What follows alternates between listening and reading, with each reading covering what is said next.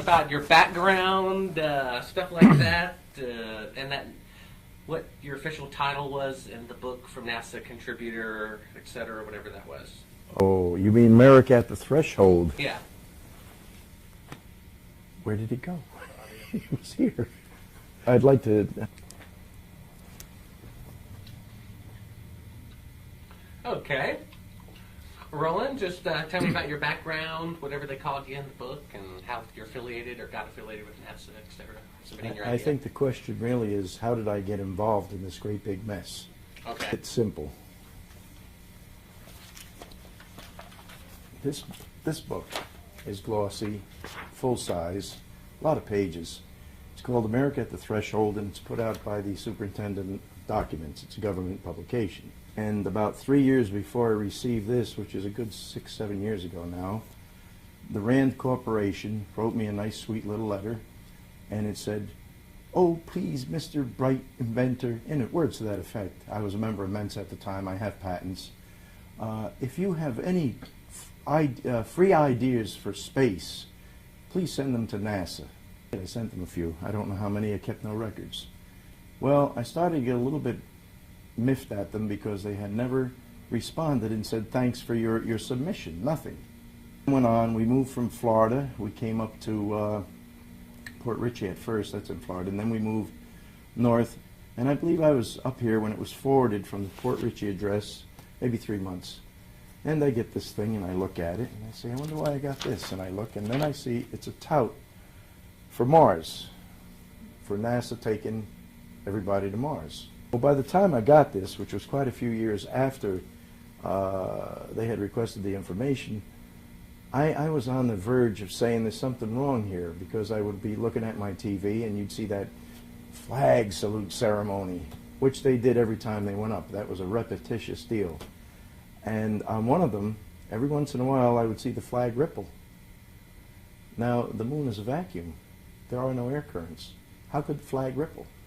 So that, and it was never on long enough to be sure, and they played all 6 or 7 of the landings, so you only saw it once every blue moon. But the other thing I got to looking at was the rover. They would hit the pedal, and the thing would take off, and the wheels would spin, and dust and gravel would fly.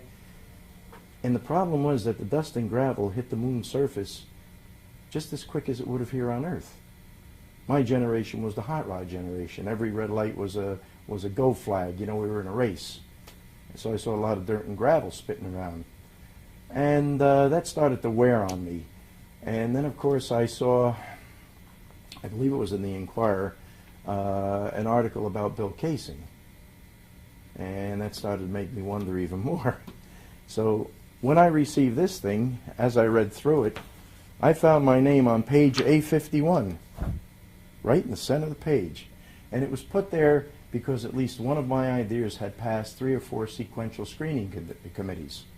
Which idea? I don't know. They didn't tell me. But the context of this entire book is that the people who contributed were boosters of NASA going to Mars. By this time, I was very shaky that we had even gone to the moon. And I got mad. I mean, I got mad. Who the hell do they think they are? So I took a magnifying glass, and I began to look at the pictures in this book. And there's quite a few of them. There's artwork and sketches, but there's also actual pictures. And I started to see things that were very strange. The background always starts right after the object of interest. But in real life, your background is in perspective. It just goes on out there. And on these pictures, it always starts right now, suggesting a grade Z movie backdrop. And I looked and I looked and I looked. And I went out and I ordered some pictures from NASA, pictures I had seen other places. And I began to take books out of the library, books written by the astronauts. And I read with a very critical eye, and I started to dissect them. And I was going, One of the things that leaped out pretty quick, I can't remember the book it's in now. I have it all footnoted in my book, which of course is NASA Mooned America. And what happened is as they landed on the moon in this metallic contraption, which was sitting there, and they claim it was early lunar morning, so the sun was low on the horizon. But when you have a thing on an open plane and the sun hits it, in the morning it hits it at right angles because it's low. And immediately that thing begins to heat from the solar radiation. And they claimed that they couldn't even sleep in this metallic contraption in a place where the sun will drive the soil temperature up to 250 degrees. Okay? Now, because they were cold. See, they were too cold to sleep. And I'm looking at this and saying, how could that be? So one day I did my famous weenie experiment. I took a frozen hot dog right out of the freezer, went to the oven, put the hot dog in, turned the dial to 250. 20 minutes later, I opened it up to see how it was doing. It was cooked, so I ate it. You know, but the astronauts complained that they were too cold to even sleep in a metallic oven and the full bore sunlight of the moon. So one thing led to another. I also found books written by ex-government scientists, one of whom very definitely states that there's a radiation problem out in space, that whenever that sun throws a little fit, a little solar storm, that the amount of radiation is vast and immense, and that you would need 6 feet of shielding all around you, because X-rays do what they call diffract, to keep you alive from even a medium solar storm, or even a little one for that matter, solar flare, solar storm. So I took a very jaundiced look at the thing, and I began to write. It was not a book. It was more, what's the word I'm looking for, Bart? Report. That's a good word. Yeah, and I began to write more of a report because I wanted to forward it to Ross Perot, as he was ostensibly running for president at the time. I never did get through to him. But in the meantime, that report expanded and expanded, and one day it was book-sized, and I decided to publish. And I began sending feelers out, which I had been through before with my other books, and it seems nobody's interested. So I finally self-published it, and here we sit today. Tell me a bit about your background. Like, do you have a degree in anything? Where did you go to school? Where did you grow up? How did you become interested and scientifically minded and all that stuff? Well, I went to my share of schools, and I found that if you're not a rote learner, which I most definitely am not, that it's very difficult it's not doing the work, that's easy.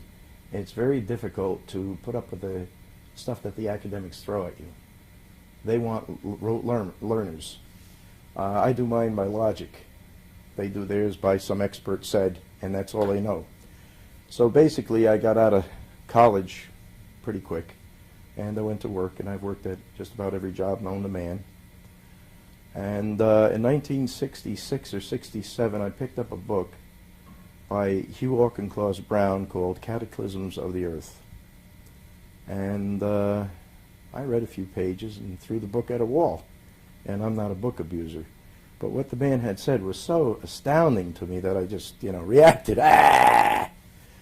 And a few days later, after thinking it over, and of course I was a bachelor at the time, so the book laid where it hit the ground, I came home, had nothing else to do, and I picked up the book again because I had thought, well, yeah, the Earth could be accumulating mass.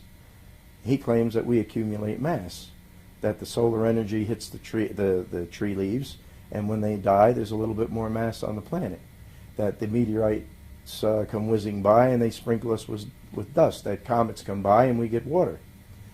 And it's a well-known fact that when you build a sidewalk, you build it to the grade of the front yard. And yet if you go back 20 years later, and you can burn it with a torch, and I have, but the dirt is maybe an inch higher than the sidewalk. Well, where did that dirt come from? Someplace. And that's a plain, simple fact. Anybody can see and try that for themselves, so I forgave him. And I picked his book up, and then I can't remember what the second thing was, but once again I threw the book out, I got away from it, and then I thought that over, and I decided, well, maybe he's right there. It's not that far-fetched. See, any new idea you hear is like, oh, that can't be true. And we're all like that. We reject before we really think or examine if it's not what we're used to hearing.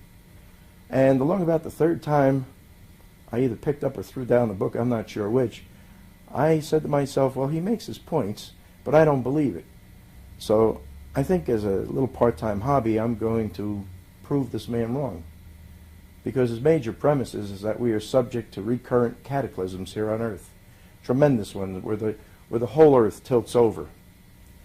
Well, the years went by, and it was always like, I wouldn't say a hobby, it wasn't an avocation, it was something to do when I had nothing else to do, or I happened to see something that related to it. I began to see more and more that this man was right, and that the only solution was his to the facts at hand. And that piqued my, that in conjunction with my inventing, got me into the engineering phases of a good many fields, and from there, of course, it's only a short hop and skip into the science behind it.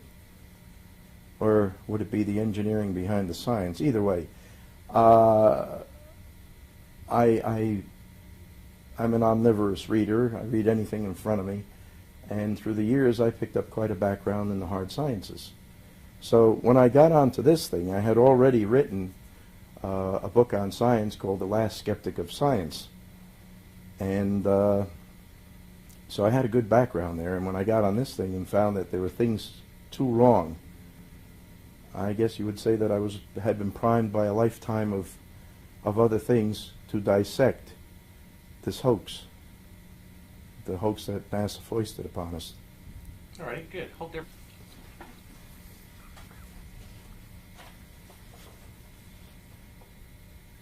All righty, stand by. And go ahead. As I said, that the Rand Corporation sent me a letter. The final form of this entire thing, where I was asked by the Rand Corporation, which, by the way, is a CIA offshoot, and later on I had realized that the Rand Corporation was a CIA offshoot, which bothered me some. But they put me in this section here of America at the Threshold under a thing called the outreach process. Now, the outreach is their proposed trip to take people to Mars. Okay, hold for one. And go ahead. When the Rand Corporation first contacted me, I got a letter that said something like, "Oh, bright Mr. Inventor." At the time, I was a member of Mensa, which is the High IQ Society, and I'm also an inventor with 2 granted patents without any large corporation type help. And it said, NASA, poor NASA, would like some free ideas on space if you have any to donate. So I did. I sent in 3 or 4. I didn't keep any records. And I never received a confirmation that they had received them, which began to rankle me a little bit. It takes time to write an idea up. I gave them time, I gave them ideas, and they didn't say, "Gee, thanks for the submission." So the years go by, and we had already moved to New Jersey from Florida, and one day I received this book from the government, America at the Threshold, and it had been forwarded from our previous Port Richey address. And I read it through, and of course what I found out is that it was a tout that NASA intended to take a manned mission to Mars. Now, that turned me off a little bit because I was already beginning to doubt the previous Apollo moon missions. There were reasons. The flag that waved when it shouldn't have. When you see it on TV, they always put these little, I guess they call them fillers in there, showing the flag salute ceremony. And what happens is that on one of them, see, they did the flag salute ceremony every time they landed. But on one of those sessions, the flag wiggled in the breeze. But there's no breeze on the moon. It's a vacuum. So I used to see that, but it always goes by so fast that you can't really say, there it is, it's here, it's there, it's gone. And the other thing bothered me was the rover, the way they would push the pedal to the metal, and the wheels would churn, and the dust and gravel would fly, which we did plenty of as kids here. We were all, every red light was a drag race, and that dust and gravel hit the moon's surface just as fast as it would here on Earth, but the moon only has 1/6 gravity. So I used to look at that and say, nah, because I believed. I believed in the CIA, apple pie, motherhood, the whole Gamilla. Well, I took a look at this book, and on page A51, in the appendix, if I can find it, last time, on page A51 in the appendix, right smack in the center of the page is my name, Ralph Renee. And it says here I'm an outreach participant. What it means is that at least one of my ideas that I submitted went through 3 to 4 sequential screening committees and passed. But as far as being an outreach participant, well, when I had done this thing, they weren't talking about Mars anymore. So I didn't participate in outreach. I sent them a free idea like they asked for. So when I saw my name here, I got very aggravated because I no longer really truly believed that we had even gone to the moon. Okay, tell us about the footprints, and you mentioned an Australian tracker in your book who said that there had to be moisture in the soil in order to leave that type of a footprint. In soils. Right. Okay.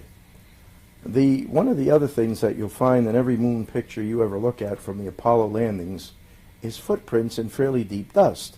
Now, the prints are extremely clear and they're ridged, and yet they'll swear to you that they only sank into the dust an eighth of an inch, and yet when you look, your eyeball can see that they had really big cleats on their rubber-type sneakers, and that they had to be in deeper than that because the print's totally clear. So the eighth of an inch is the biggest eighth of an inch I've ever seen. The other thing is they claim that the moon is bone dry, which it should be because of the vacuum and the temperatures that it hits. In even a partial vacuum, the boiling point of water drops like crazy. On the moon, water just cannot exist. No matter what they're telling you now about polar caps here and there, water itself cannot exist. The first time the sun gets anywhere near it, it will boil right away, immediately. The pressure is 0. So again, on this putting footprints in totally dry dirt it's not found here on Earth. When you walk through a desert, okay, you don't really leave footprints that are identifiable. You leave displacements in the sand.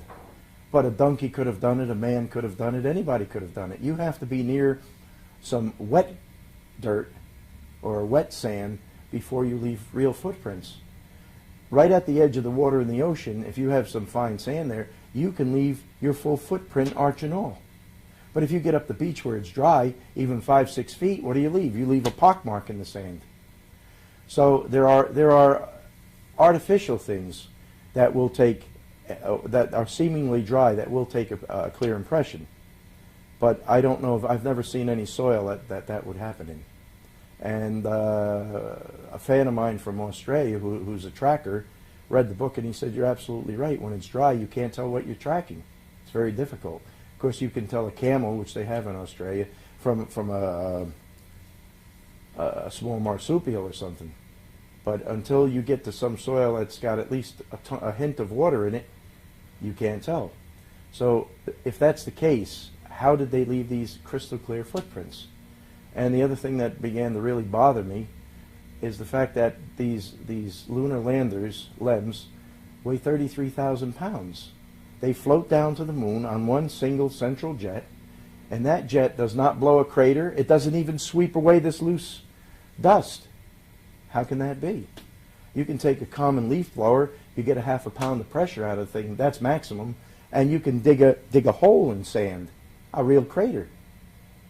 Now that when this central jet was roaring, bringing down that mass weight onto the moon, there was much more than a half a pound of pressure, and the volume of it is tremendous. That bell is like 2-3 feet across, the nozzle of this engine. But it didn't blow away the loose sand and dust. How could this be? Because you will see pictures with the footprints almost under that jet. What did they do? Carefully sweep everything it blew away back in there? You know, you can't do that. They didn't carry a broom with them. Alrighty, good. Hold there for a second. Okay, tell us about the Van Allen radiation belt. The Soviets, they're discovery of the radiation and all that? I can't remember the date right now, but I believe it was back in 63 or 64, right after the decision had been made by Kennedy and NASA to put men on the moon. The Royal Astronomer of Britain, his name was Lovell, and that's not James Lovell, the astronaut, went into Russia for a complete tour. They gave him a free and clear and complete tour of their space facilities. He was allowed to go anywhere he wanted. He was allowed to talk to anybody he wanted. There was no KGB controls put on this man. Why? I have no idea, but that's what happened.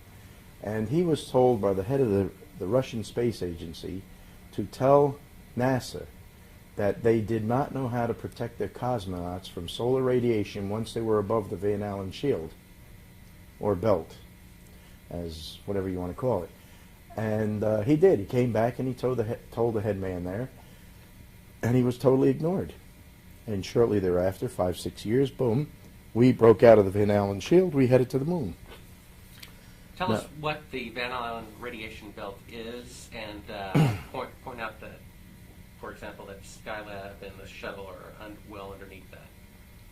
Now, the radiation shield is up there. I think it starts somewhere around 4,000 or 5,000 miles up, and it continues up to somewhere near 20,000, depending on the angle. Okay, there's more of it in the equatorial plane, which is the same plane as the Earth's equator and the Sun's equator, than there is above and below. And it's a magnetic thing which gathers up some of this radiation and shunts it from, it stops it from hitting Earth by twisting it sideways and making it circle in that shield. Well, the problem there is twofold. That if you stay under the shield, you have no problem. And most of our all our shuttles have been under the shield. And the only missions that allegedly went through it were the Apollo missions that headed for the moon. Because everything else, when you orbit the Earth, these ships are up there 175 miles, maybe 200, sometimes less, but surely no more. So they are way under the shield. And because of that, they are totally shielded from a massive amount of solar radiation. But when you go through it, the first problem you have is that you're going through a belt of increased radiation. Because the radiation does not die because it enters and starts circling. You know, it takes time for that stuff to go away. So there's an increase. But of course, you're through that pretty quickly at speeds of, 27,000 miles an hour. You're through in less than an hour, like about 30, 40 minutes. You're right through that thing. But once you're through it, you have no shielding left. And I forget his name, Malden, Bill Malden, I think it is. He was an astrophysicist with NASA for years, and in his book, he says you need 6 feet of shielding. And it doesn't have to be 6 feet of lead. 6 feet of shielding could be a water equivalent mass. So it would take 6 feet of water, which is a fairly good shield, or it might only take 2 inches of lead. But in either case, that shielding weighs the same. Otherwise, it won't work. And because the X-rays diffract, and you get a lot of X-ray out of the sun, you can't just put the shield between you and the sun and keep your body hiding behind it like you can with arrows. It hits the metal of the ship itself, and from the atom that struck, other X-rays come whipping out of. So the sun's in front of you, but you're getting hit from behind by X-rays that have been created by the secondary strike. And this is a big problem. The original NASA engineers, the Germans that we first imported after the war, the World War II, wrote a book. I have the footnotes in my book. I can't remember what it's called right now. But there was one whole section on space radiation. And they claimed that even a minor solar flare could put as much as 100,000 rem, and 500 is classed as enough to kill a human being, through a 1/4 inch of hull. Well, the command ship didn't have a 1/4 inch hull. It had a few thousandths of an inch, an aluminum-based compound. The LEM did not have a 1/4 inch hull. It had a few thousandths of an inch. And surely their space suits were only cloth, even though they claimed they put some metallic threads in them and this was to protect them from the radiation. But a claim is not proof. If those suits could have stopped that radiation, we would have men in those suits tearing apart 3 Mile Island, because that pile is damaged and it is still active after all these years. 1983, was it? Whenever it was. The pile is still active. So if we could put men in suits that would sustain the my God, it goes up to 3 gigs of electron energy from a heavy solar particle or a cosmic ray, and inside the pits it's only 18 megs, which is magnitudes of order less. So if you had a suit that would stop the solar radiation, then you could put a guy very easily inside a pit and say, go in there and pull that pile apart, let's get rid of that stuff. Alrighty. But we can't do it. Good, hold on for a second. We're going to swap tapes. It's looking good. Are they hearing your questions? No, they're not going to hear my questions. What about Kennan and Harvey? You quoted them on page 49 in your book. Who are they? They were writers. Keenan and Harvey were writers that examined very critically NASA and some of their claims and how they got to send these ships out. And one of the things that they had to say was about the Grissom, Chaffee, and White disaster, their actual and literal practical cremation when the capsule got on fire on pad 34. One of the problems that had led up to this was the fact that Grissom had gotten to the point where he said the capsule was never going to go to the moon. It was so poorly constructed, everything was wrong with it. And he was scheduled for what they call a plugs-in test. And a plugs-in test is where they have live electrical circuits, and you're actually pushing these little switches that have power. And every time you push your switch, I don't know whether you know this or not, even at low voltage, a little tiny spark jumps from the inductive effect of the circuit beyond it. And they had, naturally, these tests allegedly, NASA claims today, were always conducted in 100% atmospheric oxygen atmosphere, unlike our atmosphere, which is 80% nitrogen and only 20% oxygen.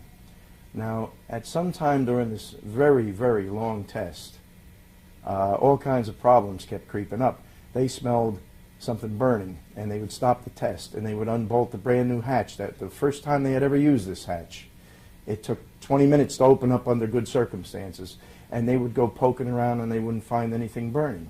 So they'd rebolt the hatch, and the test would go on. And sometime, I guess it was 5:30, 6 o'clock at night, everybody was dog-tired.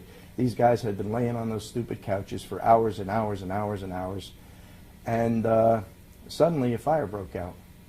But in the meantime, during the last part of that test, and they were on the end, they were almost through, somebody decided to pressure test that LEM. And to pressure test it, they jacked in 100% oxygen and just kept the pressure going up. Now, I'm not a medical doctor, but someplace in my readings, it's my understanding that the instant you put people in even 14.7 pounds of pure oxygen, you're asking for medical problems. Now, NASA had conducted tests years and years before on 100% oxygen environments. And each time they did a test, it turned deadly. I mean, and these were at low pressure. These were at 5 pounds, 6, 7 pounds.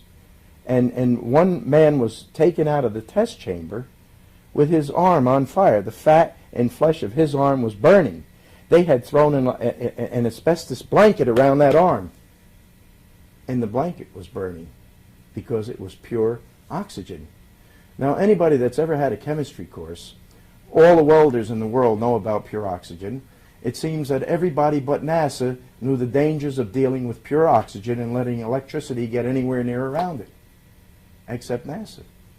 So here we have 3 guys, all astronauts, one of them a troublemaker. Grissom, he was the most popular of the astronauts at the time, and he had threatened to go public with his complaints. He was going to talk to the press. They loved him. We have 2 other guys in there, and the first thing you know is a fire breaks out. Well, in a 100% oxygen environment, even if it was at the low pressure that they allegedly used in space, 5.2 pounds, it's deadly. What they were in was what's called a calorimeter bomb. If you've ever wondered how the scientist or the nutritionist can take a thing as wet as lettuce, okay, and tell you that there's X calories, and calories are a definition of a quantity of heat in this lettuce, this wet lettuce. Here's how they do it. It's simple. They have this huge iron cylinder, thick-walled. They put a pound of lettuce, let's say, or actually they probably would only put an ounce of lettuce in it. And they pack it up with oxygen, high-pressure oxygen, and they seal it, and they put it in a bath of water at known temperature and known quantity. Then they hit a spark plug, which is electricity. It jumps through the air, goes through a piece of the lettuce, the oxygen catches fire, the lettuce completely burns to an ash in an instant, like gunpowder, and the amount of heat given off is then received by the body of water around it, and a thermometer climbs a bit. From that, they can tell you about how many calories an ounce or a pound or whatever it is, the quantity of wet lettuce has. So when you put human beings in a high oxygen, or in this case 100% oxygen atmosphere, and you have them throwing live switches, and the switches are not explosion-proof switches, which probably wouldn't even be in an oxygen atmosphere anyway, but you're sitting there and you're saying, was this the spark that started? Nope. Was this the spark that started? They burnt. They were killed. They're dead. And in my book, I call it murder, because I know that these people went to high school, went to college, and knew what a calorimeter bomb was. They were science majors. How could they not? Question again? We're going to talk Oh, about bliss. Okay. the portable life support system. Well, that's okay. I got my foot on it. Nah, I let it bend. Well, I'm just, Okay, go ahead. I believe that you want to know about the PLSS, which is the portable life support system for the so-called moonwalkers. And I use the word alleged whenever I can, and so-called, because I honestly stopped believing that men ever approached anywhere near the moon years ago. Well, this system was designed to keep a man alive in total vacuum, and it was designed to keep that solar heat and his body heat from roasting him alive in a highly insulating suit. That's what an overcoat's all about. It's a big fat insulator that you put around you to keep from freezing to death. Well, these suits were not only that, but they were sealed so that any heat that you put in there didn't want to radiate back out too easy. And any heat that was received would also be impounding upon you and building the temperature inside this suit. So in order to equalize this and have an air conditioner, they carried, I don't know, it was maybe a liter of water. It was a little tank of water. And this little tank of water was connected to a veined bladder, a suit that had veins running through it, and a little tiny water pump that kept pumping the water around the astronaut, and it went to a condenser section. And every once in a while, when this water was getting really hot, starting to raise in temperature, which would have helped roast them, they took a little bit of the water and they ejected it into space, where it was subjected to what we call explosive decompression. You get the similar effect when you take a carbon dioxide extinguisher. The carbon dioxide inside that tank is not a gas, it is a liquid. And the instant you pull the trigger, you release this liquid, which is under a high pressure, to our 14.7 pounds of low pressure, and the thing explosively decompresses and creates a lot of cold and forms dry ice, actually. That's what those white flakes coming out of there are. So if you do it with water in the vacuum of space, you'll get a similar effect. And this would act as a coolant as long as that spray was directed onto the condenser.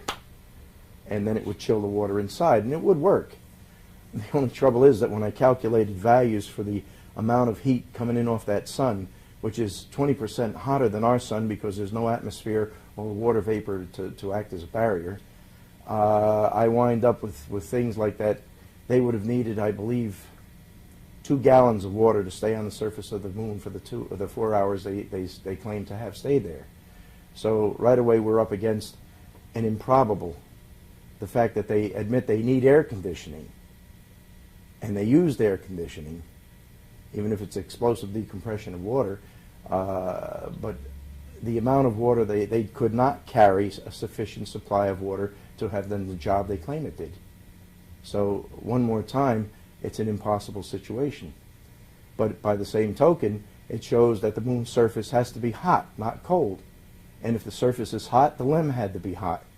And yet Aldrin and Armstrong claimed they couldn't sleep because it was so cold inside the LEM. So something's wrong. Warm metal radiates heat.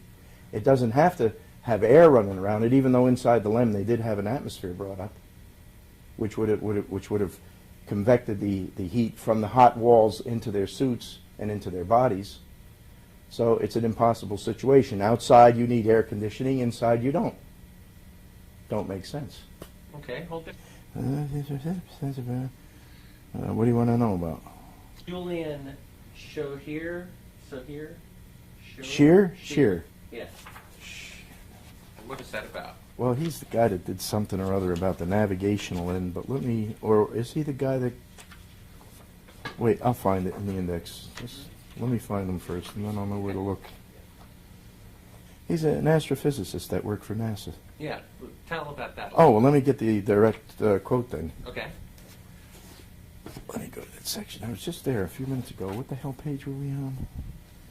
The gotchas. No, it's sunstroke. It has to. Yeah? Yeah, go ahead. To go back to the solar radiation, and the fellow named Bill Malden, or is it John Malden? I think it's John Malden. Anyway, in his book he states, quote unquote, cosmic particles are dangerous, come from all sides, and require at least 2 meters of solid shielding around all living organisms. Well, that's what we are. We're a living organism. And no 2 meters, you have a problem. He goes on to say that solar or star flares of protons, an occasional and severe hazard on the way out of and into planetary systems, can give doses of hundreds to thousands of rem over a few hours at the distance of Earth. Such doses are fatal and millions of times greater than the permitted dose. Death is likely after 500 rems in any short time.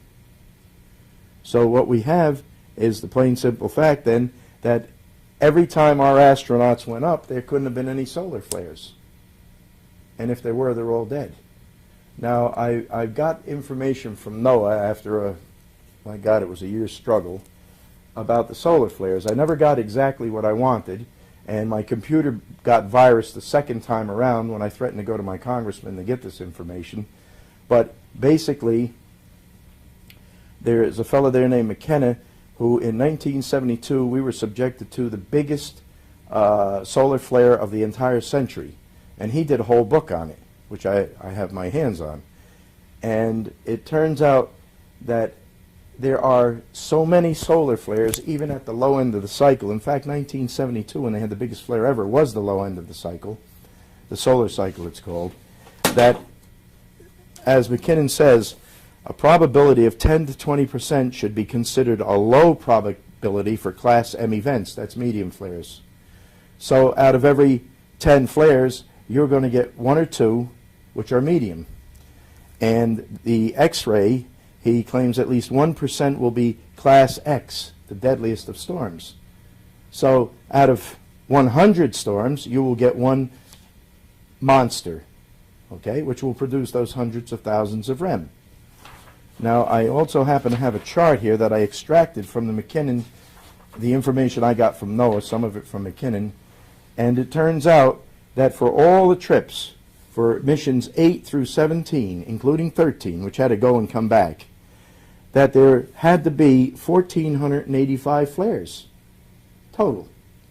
This is a statistical average, okay? Now, at 1,485, that means that 14 were humongous X-rated flares. That means that, I don't know, what is it, 300-400 were medium flares on all these trips, of course. But there was 1, 2, 3, 4, 8 or 9 trips. So we're talking 1.4 X-rays, X-rated, I'm sorry, for each trip, and we're talking maybe 10 flares medium for each trip. Why, any one of them would have killed everybody on board. Okay, good. Tell us about the shadow angles not corresponding with where they're supposed to be on This the is moon very at the time of difficult day. because I still cannot pin down the goddamn latitude and longitude of the landing. One of my problems was I did the best I could when I went after the information. Every book has a different latitude and longitude. Talk to us about the photograph of the two astronauts and the shadows being at different lengths. Nah, give me better than that. That's boring. Give me some good stuff. Come on. Good stuff. Wheat deal. Okay, people. That's the first day I've heard that over and over and over again. Want to cover it or not? Okay, go ahead. Start from what you said from the top. Okay, one of the biggest problems with people, getting people to really examine the evidence in my book, is the fact that the first thing that hits them in the head is that if NASA had done this hoax, Russia, at that time, we're in the height of a horrible Cold War, would have ratted them right out. And when you think about it, you say, yeah, that's right. Well, a little thing went on in 1972 at the very end of the last, I think it was right before they ran the final mission, Apollo 17, whereby, for some obscure reason, our greatest enemies, who had sworn to see us dead and we were thinking of nuking them, man, woman, and child all over the place, got a wheat deal from us. They were hungry. It turns out that communism doesn't seem to be able to produce food. In a land where there's plenty of food, when you become communist, shortly thereafter there is no food.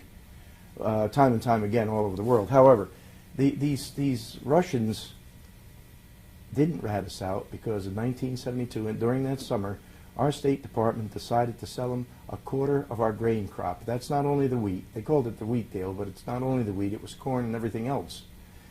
And they decided to sell them these dried goods at a rate lower than the market price before they made this decision, which meant that the instant you take a quarter of a crop away, an expected quarter of a crop away, the remaining 3/4, the price starts to shoot up like a rocket. And that's what happened to us. Our bread prices climbed and have never come down. I don't know if we're still sending them wheat, but I would bet my bottom dollar we still are, and I bet we're still sending it to them at very cheap prices. So the longshoremen, being simple folk and not understanding all the finer details of all this nonsense, would not load the boats. They had to send the National Guard in to start loading the boats. But the wheat deal went through. They worshipped the wheat. And if you look at a country that's coming apart from hunger, getting a wheat deal over ratting us out to the world, which one do you think your government would choose? Hang on that. Remember the shot with the antenna? Explain that to me from the top. What was the flight? Hang on, let me find the picture first. I keep forgetting the flight. I think it was a Gemini 7, but I won't bet on it. In fact, we have a couple of priors to the Apollo missions. The previous set of missions were called Gemini. And on Gemini 6A, while he was first in space, it was Glenn, wasn't it? American? Yeah. Swallowed my gum. All righty, go ahead and explain to us this antenna thing, what mission it was, and all that stuff. Okay, what happens is early on, Alan Shepard went on a ballistic orbit, which is not an orbit around the Earth, it's just ballistic. You go up, you come down like a cannon shell. He was the first American. Shortly thereafter, Gus Grissom, the guy that was later cremated, he was the second to do the same thing, a ballistic orbit. The third was John Glenn, who is currently, I still believe, the Ohio senator. But those missions were real missions. What happened, happened. These people did them. There's no way around that. But we get to the Gemini missions, and someplace down the pike, in Gemini 6A, Wally Schirra and Tom Stafford, who later went on to head NASA, became a general, the whole bit, are seen. I have a photo in my book where this Gemini capsule is sitting in the ocean. There's a frogman. He's talking on a radio, a handset, which is not a handset. It's a type that you plug into a jack. The jack is plugged into the Gemini. Okay, so he's using a Gemini radio to talk to a helicopter, which obviously is right above his head, otherwise he couldn't be there. Now, in the front of this capsule, hanging up there maybe 15, 16 feet, is a fiberglass antenna bolted into the Gemini capsule, which had allegedly just re-entered from orbiting the Earth for a day or a week or whatever the time period was. Now, when you reorbit, you have this very fiery re-entry bit, which gave them a lot of problems, and they had to put tiles on the shuttle, and the Gemini missions had to come in fat-nosed and forward, and there was an ablative shield there, which means that the shield starts to get hot and pieces of it flake off and fly away and take the heat with it. But a fiberglass antenna would have been chewed up so fast. You can take a common household match and without any wind blowing and put it under some fiberglass, and it probably will start to burn. And once it starts to burn, it ain't easy to put out. So how could that fiberglass antenna have re-entered? Because NASA tells us that those temperatures are 5,000 degrees. When a silly little match will set it on fire. What do they say about the antenna? They never answered my letters, as usual. Did they say it was mounted after the... No, but I have what I call the NASA apologists saying, well, the frogmen found the thing and jumped down with the antenna and they bolted it on. Problem. Once you jump down, we had walkie-talkies from the Second World War. Once you find the thing, that helicopter over your head has a radio powerful enough to go right around the world. Okay? What the hell do you need to carry an extra antenna and another radio for? What did they do? Go inside the hatch and install the radio that the guy's obviously using from a jack through that antenna? It doesn't make sense. Nobody would do that. You got the thing, you want to put a rope around it as quick as you can before the ocean slops into the hatch and takes it to the bottom, like Grissom's went to the bottom. What the photographic things? Tell us about the Michael Collins Gemini 10. This is another instance of something very funny going on. In Michael Collins' book, Carrying the Fire, which I have here someplace, this is the paperback edition, right? In this very book, there are two photographs. Let's see, I have them right here. I pulled them out before to show you. You can just actually describe it, because we're going to show close-ups of it. So we don't actually have to hold them up now. So go ahead and start from... In Carrying the Fire, all right, Michael Collins wrote the book, allegedly, and there are two photos in here. They're black and whites. One photo covers 2 pages. They've since I ripped them out to do what I had to do with them. But one photo covered 2 pages, and the other one covered 1. The 2-page photo showed him in the zero-G airplane. Now, it's called a zero-G airplane because it throws an outside loop, and during the time of that outside loop, which can be, I think it's as high as 20-some seconds, everything in there has no gravity on it, so you can float around. It's all padded up so that when it comes out of that thing, no matter where you are, there is now a bottom, and you will fall hard. So it has huge mattresses sewn into the fuselage, and it has guys that they're strapped in and they do nothing but try to grab you to keep you from going through the hull of the airplane. But anyway, this is how they practice for space. So sometime before the Gemini 10 mission, which I believe was 67, Michael Collins had to go through this procedure. And he did, and they took a picture, which he finally printed in his book. Well, during Gemini 10, he took a spacewalk, and he puts this other picture in his book showing him doing the spacewalk. Well, the problem is that when you look at one, and 3-4 pages later you see the other, most people go right by it. But I saw something, I said, this is strange. The nylon strapping on his rigging had formed an exact same angle as on the other page. So I went back and I looked at this one, and then I looked at the horrified expression on his face in the zero-G airplane one. And I said, oh my God, that's like I look if you put me on one of those rides that turn you upside down real fast. And I looked back at the other one, the Gemini 10 spacewalk picture, and I see the same expression on his face. The angle of the nylon strapping's the same, the expression's the same. Well, except for the fact that one picture's looking that way and the other one's looking the other way, the body posture's the same, the arms are the same, the propulsion rod's the same, except now he's using a different hand. So on a whim, I tore both of those pictures out of his book, took him to a photographic studio, and I had the big picture shrunk a little bit and flopped over. And I had the little picture expanded a little bit, and that's all. Then when I took the negative of the big picture, which had been shrunk and flopped, and put it over the picture formed by the other negative, there was a direct point-to-point coincidence and match. And when I took the Gemini 10 negative, the new one I had made from these pictures, and put it on top of the zero-G airplane picture I had made, there was again a point-to-point coincidence, indicating within a probability of 1 in trillions that this is the same picture. Only on one they blacked out the fuselage, they blacked out the mattresses, and they blacked out the guys trying to stop them from falling bad. And then he said, look, we took this on Gemini 10. The problem is that if you actually do something, you don't fake the picture. And here we have fake pictures. And this is prior to any Apollo mission at all. Tell us about the Soviet space hoax. Do you know anything about that? Allegedly, one of the problems with spacewalking is found in the spacesuit itself. You must have a bare minimum. If you're laying down, from what I've learned from the NASA test, and this information was never obtained, any of it, from NASA directly. They have never communicated with me. I've written them letters, and the letters just disappear into a black hole. But from the other authors at the time who were covering this whole thing and had NASA's blessing, they had a lot of tests with oxygen, and it turns out that you can live in a 100% oxygen environment at about 3.5 or 6 pounds if you do nothing, if you just lay there like a mummy.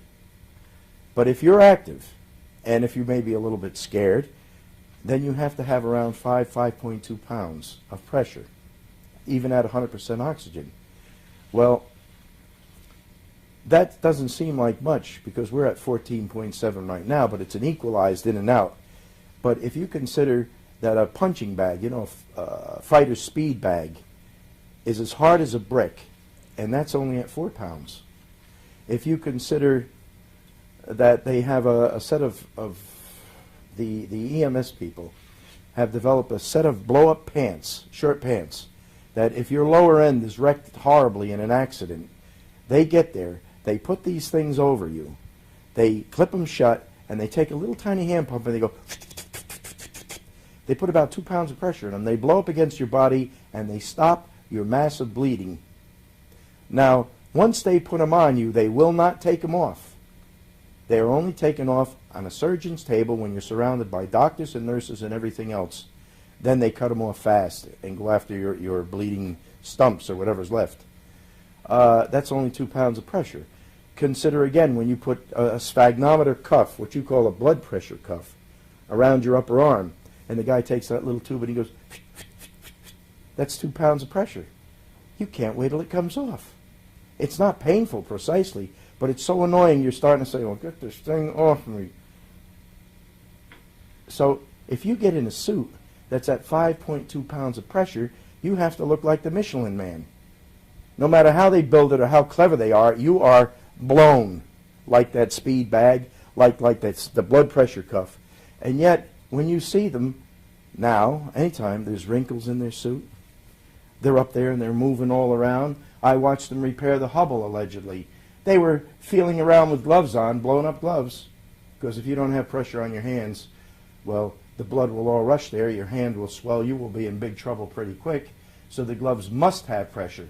And they have a pressure cuff on the suit itself, which I assume is to seal that area where the glove meets the suit. So there must be pressure.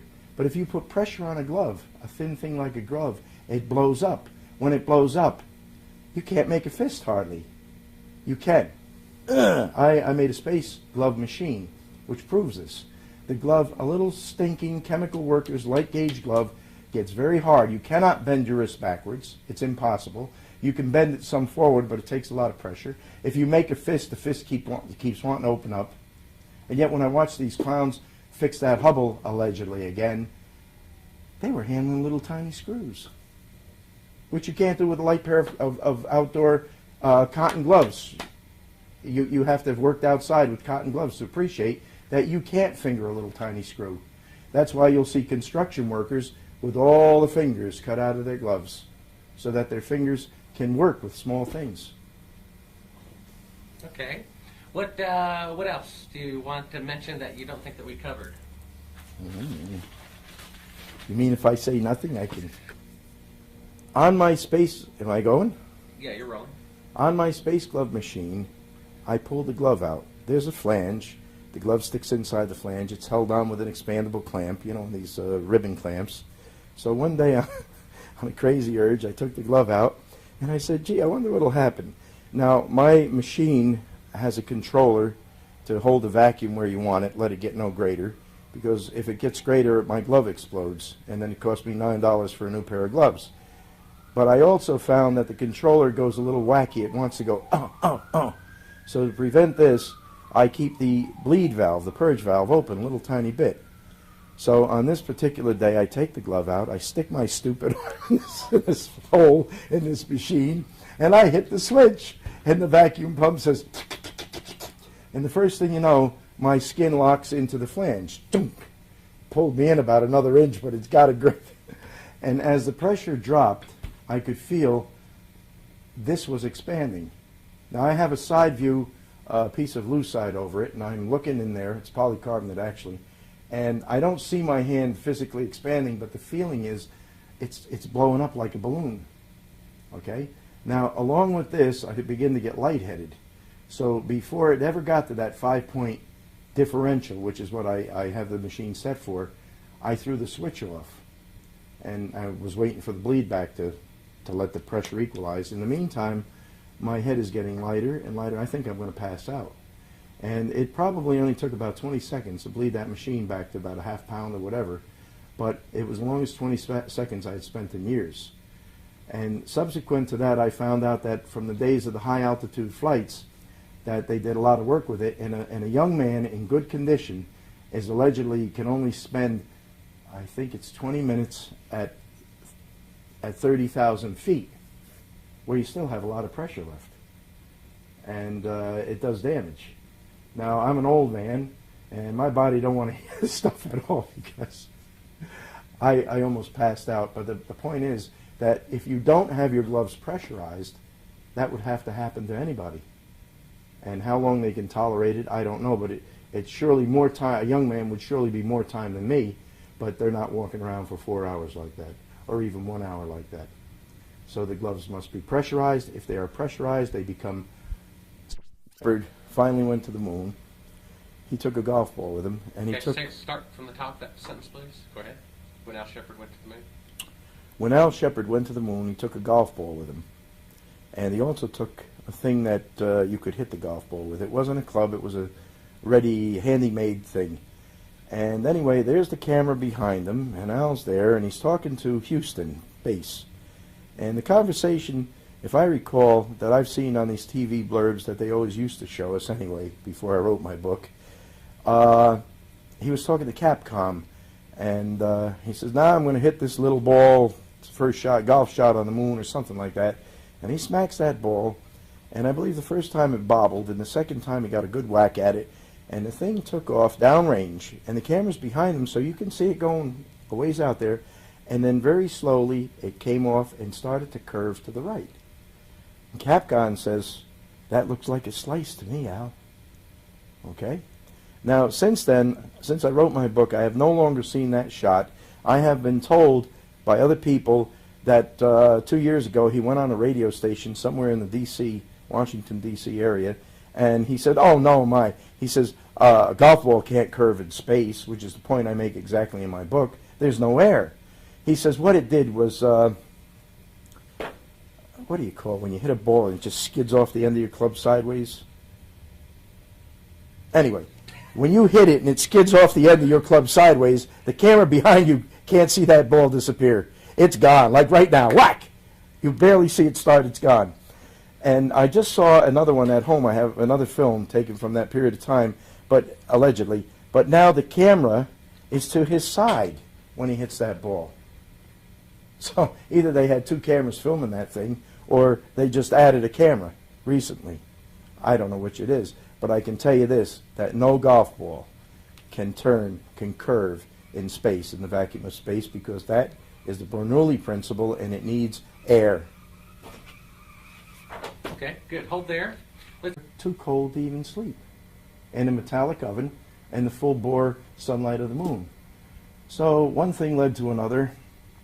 I also found books written by ex-government scientists, one of whom very definitely states that there's a radiation problem out in space, that whenever that sun throws a little fit a little solar storm, that the amount of radiation is vast and immense, and that you would need 6 feet of shielding all around you, because X-rays do what they call diffract, to keep you alive from even a medium solar storm, or even a little one for that matter, solar flare, solar storm. So I took a very jaundiced look at the thing, and I began to write. It was not a book. It was more, what's the word I'm looking for, Bart? A report. That's a good word. Yeah, and I began to write more of a report because I wanted to forward it to Ross Perot, as he was ostensibly running for president at the time. I never did get through to him. But in the meantime, that report expanded and expanded, and one day it was book-sized, and I decided to publish. And I began sending feelers out, which I had been through before with my other books, and it seems nobody's interested. So I finally self-published it, and here we sit today. Tell me a bit about your background. Like, do you have a degree in anything? Where did you go to school? Where did you grow up? How did you become interested and scientifically minded and all that stuff? Well, I went to my share of schools, and I found that if you're not a rote learner, which I most definitely am not, that it's very difficult it's not doing the work, that's easy. It's very difficult to put up with the stuff this, which was quite a few years after they had requested the information. I was on the verge of saying there's something wrong here, because I would be looking at my TV and you'd see that flag salute ceremony, which they did every time they went up. That was a repetitious deal. And on one of them, every once in a while, I would see the flag ripple. Now, the moon is a vacuum. There are no air currents. How could the flag ripple? So that, and it was never on long enough to be sure, and they played all 6 or 7 of the landings, so you only saw it once every blue moon. But the other thing I got to looking at was the rover. They would hit the pedal and the thing would take off and the wheels would spin and dust and gravel would fly.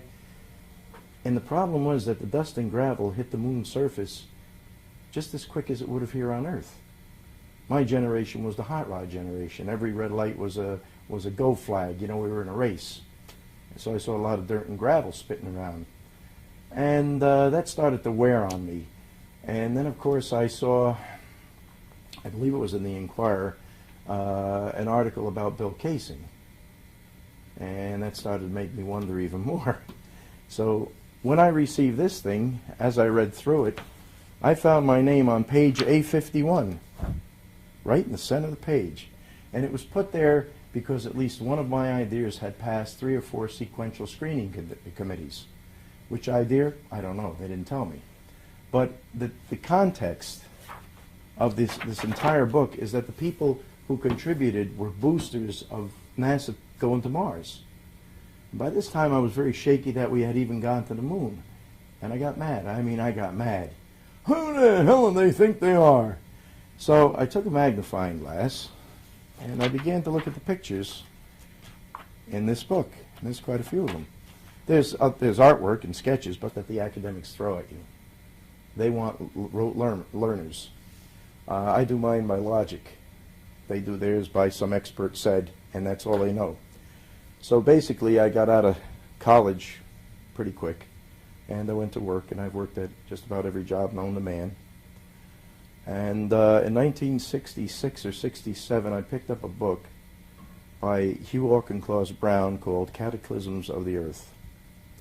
And I read a few pages and threw the book at a wall. And I'm not a book abuser. But what the man had said was so astounding to me that I just, reacted. Ah! And a few days later, after thinking it over, and of course I was a bachelor at the time, so the book laid where it hit the ground, I came home, had nothing else to do, and I picked up the book again because I had thought, well, yeah, the Earth could be accumulating mass. He claims that we accumulate mass, that the solar energy hits the tree leaves, and when they die, there's a little bit more mass on the planet. That the meteorites come whizzing by and they sprinkle us with dust. That comets come by and we get water. And it's a well-known fact that when you build a sidewalk, you build it to the grade of the front yard. And yet if you go back 20 years later, and you can burn it with a torch, and I have, but the dirt is maybe an inch higher than the sidewalk. Well, where did that dirt come from? Someplace. You know, and that's a plain, simple fact. Anybody can see and try that for themselves. So I forgave him. And I picked his book up, and then I can't remember what the second thing was, but once again I threw the book out, got away from it, and then I thought that over, and I decided, well, maybe he's right there. It's not that far-fetched. See, any new idea you hear is like, oh, that can't be true. And we're all like that. We reject before we really think or examine.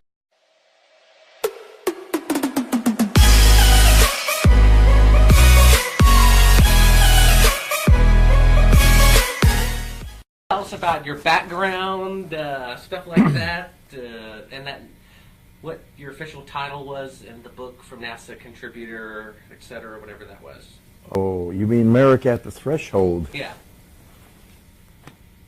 Where did it go? It was here. I'd like to... Okay. Roland, just tell me about your background, whatever they called you in the book, and how you're affiliated or got affiliated with NASA, etc. I think the question really is, how did I get involved in this great big mess? Okay. It's simple. This book is glossy, full size, a lot of pages. It's called America at the Threshold, and it's put out by the Superintendent of Documents. It's a government publication. And about 3 years before I received this, which is a good 6-7 years ago now, the Rand Corporation wrote me a nice sweet little letter, and it said, "Oh, please, Mr. Bright Inventor," in it, words to that effect. I was a member of Mensa at the time. I have patents. If you have any free ideas for space, please send them to NASA. I sent them a few. I don't know how many. I kept no records.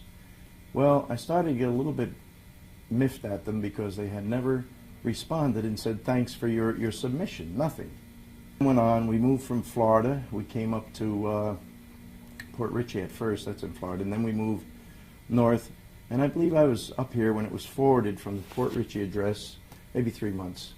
And I get this thing, and I look at it, and I say, I wonder why I got this. And I look, and then I see it's a tout for Mars, for NASA taking everybody to Mars. Well, by the time I got, there's also actual pictures. And I started to see things that were very strange. The background always starts right after the object of interest. But in real life, your background is in perspective. It just goes on out there. And on these pictures, it always starts right now, suggesting a grade Z movie backdrop. And I looked, and I looked, and I looked. And I went out, and I ordered some pictures from NASA, pictures I had seen other places. And I began to take books out of the library, books written by the astronauts. And I read with a very critical eye, and I started to dissect them. And I was going, One of the things that leaped out pretty quick, I can't remember the book it's in now. I have it all footnoted in my book, which of course is NASA Mooned America. And what happened is, as they landed on the moon in this metallic contraption, which was sitting there, and they claim it was early lunar morning, so the sun was low on the horizon. But when you have a thing on an open plane and the sun hits it, in the morning it hits it at right angles because it's low. And immediately that thing begins to heat from the solar radiation. And they claimed that they couldn't even sleep in this metallic contraption in a place where the sun will drive the soil temperature up to 250 degrees. Okay? Now, because they were cold. See, they were too cold to sleep. And I'm looking at this and saying, how could that be? So one day I did my famous weenie experiment. I took a frozen hot dog right out of the freezer, went to the oven, put the hot dog in, turned the dial to 250. 20 minutes later, I opened it up to see how it was doing. It was cooked, so I ate it. But the astronauts complained that they were